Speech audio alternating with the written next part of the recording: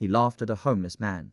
But minutes later, his entire world began to collapse. Rain poured relentlessly over the city that night, turning the streets into shimmering rivers of neon reflections. Cars rushed past, headlights slicing through the darkness, each driver eager to escape the storm, but not everyone had that luxury under a flickering streetlight. A homeless man sat quietly on the cold pavement. His clothes were worn, soaked through, clinging to his thin frame. A small cardboard sign rested beside him, barely readable under the rain. Just need a little help. God bless. People passed him by, as they always did. Some avoided eye contact. Some pretended not to see him at all. Others glanced, then looked away quickly, as if his existence made them uncomfortable. He didn't beg loudly. He didn't chase anyone. He just sat there, silently, patiently, as if he understood something the rest of the world didn't. Across the street, a sleek black car pulled up to the curb.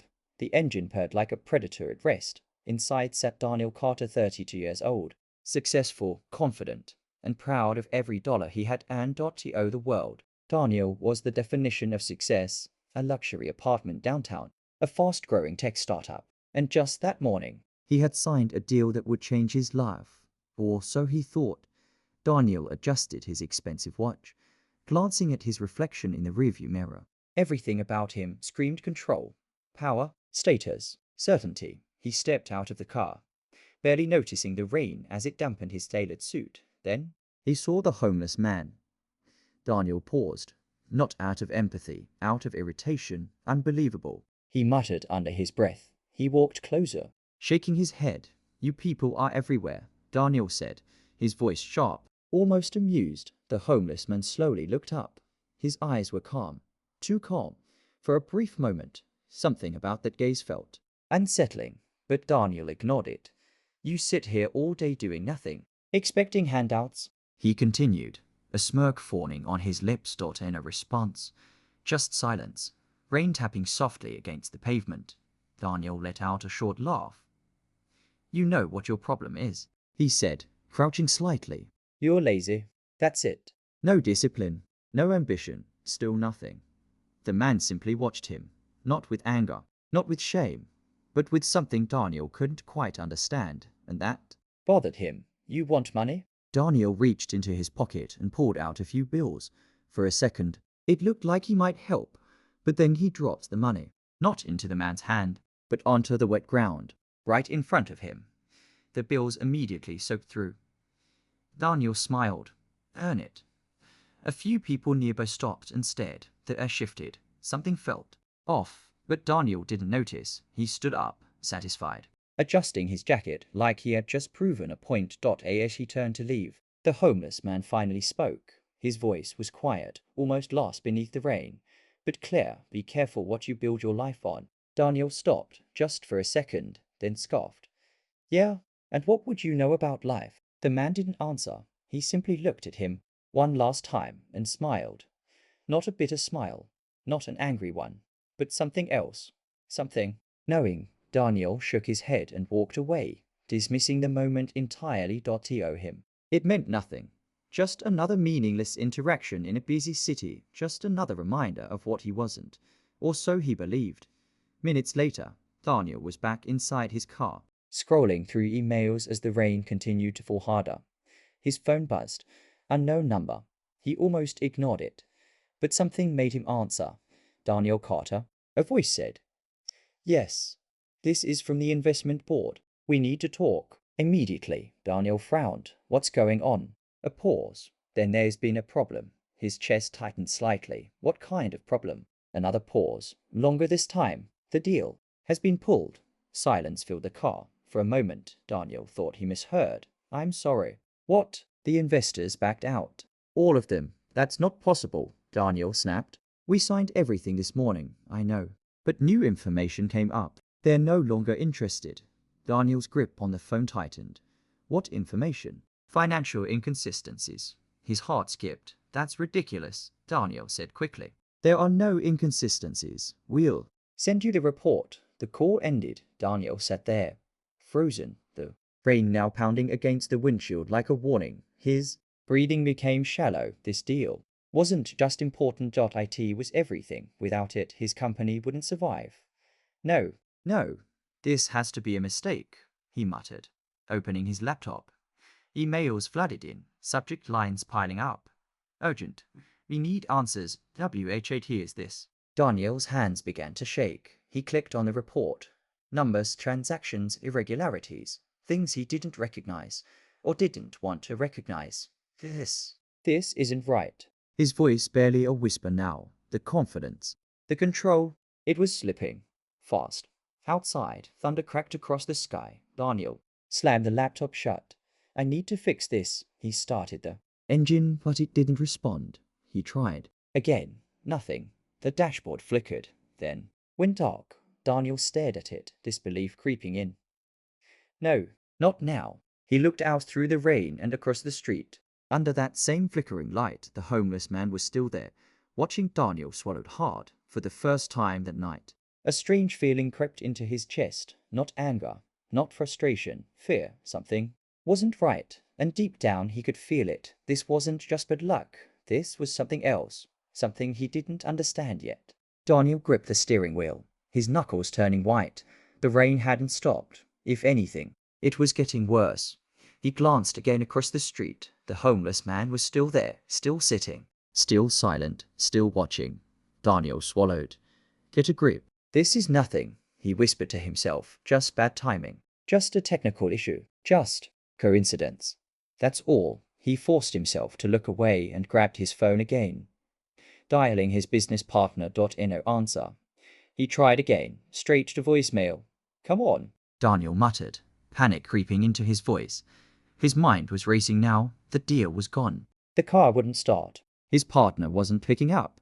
And then his phone buzzed again. This time, it was a message from his bank.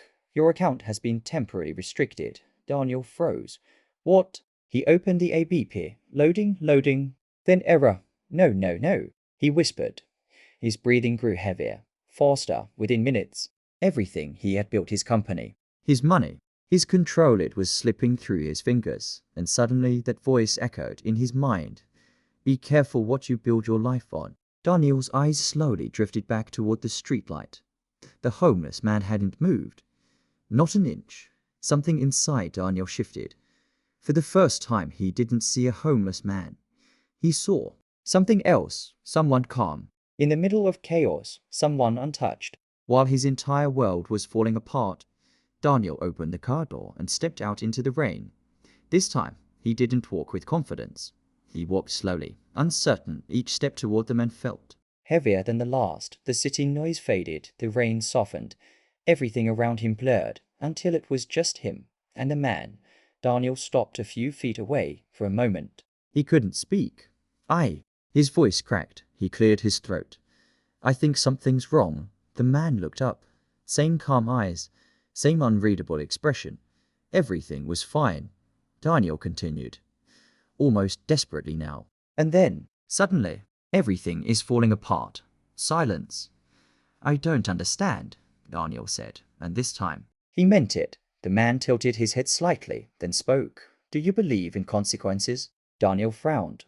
What? Not the kind you can see immediately, the man continued calmly, but the kind that waits and arrives when you least expect it. A chill ran down Daniel's spine. I didn't do anything, Daniel said quickly. This isn't my fault.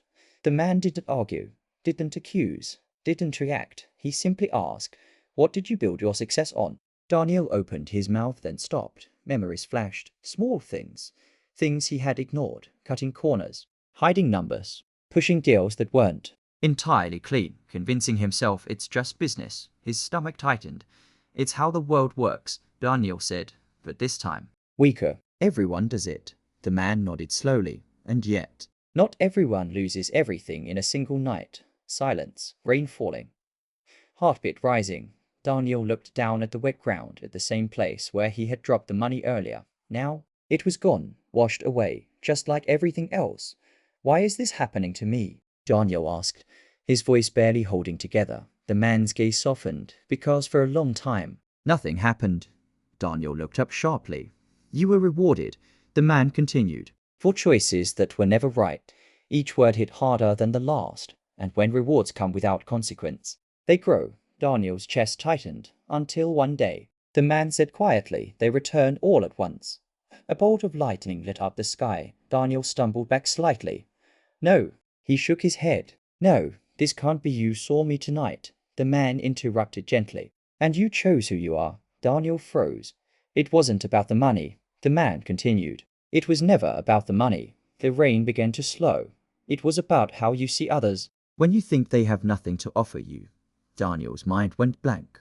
For the first time in years, he had no defense. No argument. No control. Just truth. Raw, uncomfortable, unavoidable.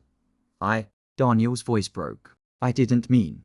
But the words felt empty, even to him. The man slowly stood up. For the first time, Daniel realized something strange. The man didn't look weak. He looked grounded. Stable. Untouched. As if the world couldn't shake him. You still have a choice, the man said. Daniel looked up. A choice? He asked, confused. Not about what you've lost, the man replied, but about what you become next. Daniel's heart pounded. Will things go back? He asked quickly. My company. My money. The man smiled slightly. That depends. A pause. On whether you learn anything from losing it. Silence. Daniel stood there drenched in rain, stripped of certainty. The city felt different. Now, quieter, heavier, real. He looked down at his hands. They were shaking. Not from fear, but from something deeper, awareness.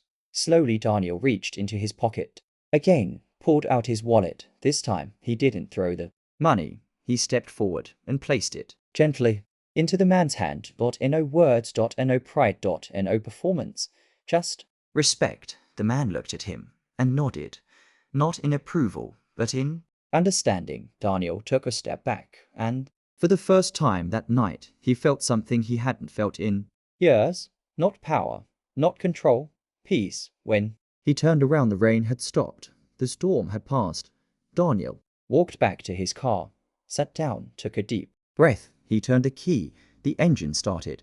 Instantly, he froze slowly. He picked up his phone, new notifications, emails, messages. He opened one. We need to revisit the deal. Callers. Another.